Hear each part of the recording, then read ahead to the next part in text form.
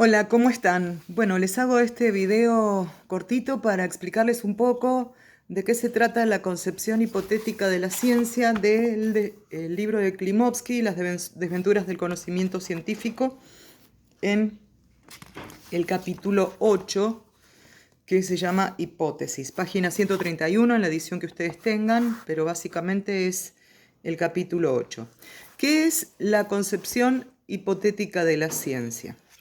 A ver, les leo así literalmente. Dice, la llamada concepción hipotética de la ciencia supone admitir lisa y llanamente que la mayoría de los enunciados científicos en un momento determinado de la historia son aceptados por los hombres de ciencia a título de hipótesis y no de enunciados justificados. ¿Qué significa eso? Que toda investigación empieza por un problema. Si recuerdan, los enunciados son afirmaciones, ¿sí? No es lo mismo un enunciado que una oración, son afirmaciones que son plausibles de ser reputadas, digamos, como verdaderas o falsas. Ahora bien, ¿qué pasa con este estado de problema? En principio, los científicos y las científicas plantean un tema desde el contexto de descubrimiento que los inquieta y que por eso empiezan, como nos pasa a todos, no solamente a los científicos, queremos saber por qué, ¿no? Es propia de la curiosidad humana. Bueno, esa pregunta que se inicia en el contexto de descubrimiento es un intento de respuesta a una situación problema. Pero digamos, esa forma enunciativa de plantear un problema no queda verificada, sino que queda en estado de problema hasta que con posterioridad se corrobora o se contrasta en lo que se denomina la base empírica, es decir, en la realidad natural, es decir, a través del método, comprobar si realmente esto es así. Comprobar, va a decir Klimovsky, quizás es una palabra complicada. Los filósofos vieron que están con el tema de las palabras, ¿no? Porque, bueno, realmente con un experimento o a través de un método riguroso podemos digamos, verificar que la hipótesis tenía razón, era verdadera, no necesariamente. Puede ser incluso que se corrobore, se contraste o se verifique que no es lo mismo, los tres no son sinónimos puros, digamos que por un tiempo. O sea, y si eso ocurre, va a decir Popper, esa hipótesis deja de estar en estado de problema y se fortalece, se robustece, pero eso no va a pasar de hoy y para siempre. Con posteriores, en el futuro, con posteriores corroboraciones, puede que esa hipótesis se caiga. Y eso es, según Klimovsky, la muerte de una hipótesis. Me interesa leerles un fragmento que es muy importante para nosotros que estamos en ciencias sociales. Es conveniente concebir a la ciencia de esta manera, ¿no? Como la concepción hipotética de la ciencia, que dice que si bien puede ser o parecer razonable para ciencias fácticas como la física, química o la biología, ¿qué pasa con las ciencias sociales? Donde hay una mayor propensión a convertir nuestras creencias, prejuicios e ideologías en dogmas o verdades evidentes. Atenti con eso, porque nosotros, los cientistas sociales, quienes estamos en ciencias sociales, en realidad lo que investigamos no es un objeto, sino es a nosotros mismos, es lo humano. Y vamos con lo que somos, humanos, prejuiciosos, prejuiciosas, con creencias, con opiniones, con ideologías. Bueno, ¿cómo sostener, digamos, esa distancia que nos lleve a la rigurosidad y a la objetividad científica, básicamente con la vigilancia epistemológica, ¿no? Que esto se va a dar a través de lo que Klimovsky plantea, que es esta máquina de producir hipótesis, que es el método hipotético deductivo. Tenemos una primera hipótesis o hipótesis de partida que va a surgir del problema que nos inquieta, ¿no? Que intentamos responder esa pregunta que, al pasar a ser un enunciado, es una hipótesis.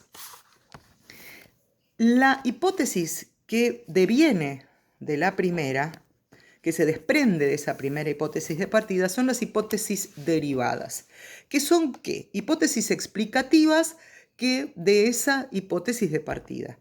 Pero si nos quedáramos solamente en esta, digamos, esta trama que se va abriendo de hipótesis, nos faltaría algo que es muy importante, que es lo que les acabo de decir hace un ratito, la corroboración en la base empírica, que si eso no está, es insuficiente en la investigación. Entonces, de las hipótesis derivadas, que pueden ser múltiples, no es de una hipótesis de partida se va a desprender una sola hipótesis y de allí la consecuencia observacional o lo que nosotros tenemos que comprobar o verificar en la base empírica, sino que puede haber en la segunda instancia numerosas hipótesis. ¿Por qué? Porque en realidad no es una sola persona, sino que puede haber numerosos, un equipo de trabajo que está investigando o uno mismo plantear diferentes hipótesis que se van a desprender de la hipótesis de partida. Ahora, recuerden, esas segundas hipótesis, esas segundas instancias se llaman hipótesis derivadas. Decíamos que esta máquina, dice Klimovsky, lógica de obtención de hipótesis a partir de la hipótesis de partida, en lugar de ser lineal, es potencialmente infinita. Pero bueno, que se obtienen básicamente por la vía deductiva. Pero ¿qué es lo que va a hacer que las limite? Básicamente la comprobación empírica, cuando a partir de la observación y la, digamos, experimentación, digamos, o del método, algunas serán refutadas y otras se van a robustecer.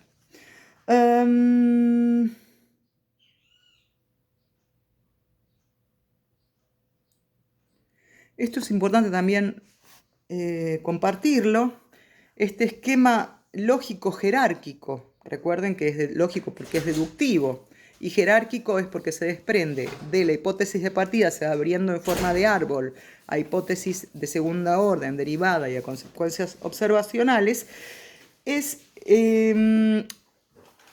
digamos que hace depender verdades unas de otras, ¿no? como en un árbol. Y es, dice Klimovsky, el que transforma a la ciencia, o por lo menos a una teoría científica, en un sistema. Y esto es la sistematicidad de la ciencia, porque si no sería hipótesis dispersas sin ninguna cohesión, algo que lo plantearía como inabordable. En cambio, el método hipotético deductivo es, digamos, un sistema, ¿no? Donde está todo imbricado. Bien, hablábamos para ir repasando, que las hipótesis dejan de estar en estado de problema cuando se corroboran. Si se corrobora en la base empírica lo que se planteaba de manera lógica y deductiva, entonces esa hipótesis se fortalece o robustece. De lo contrario, esa hipótesis se desecha o muere.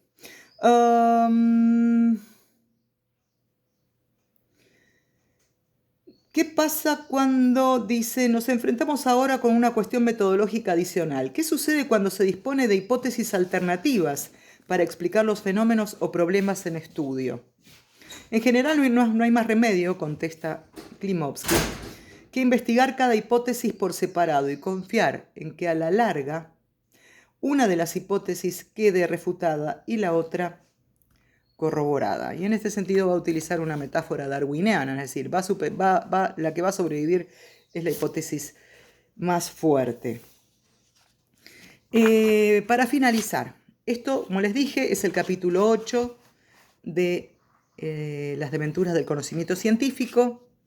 Les recomiendo, para ampliar, el capítulo 9 y el capítulo 10. No es obligatorio, pero es recomendable.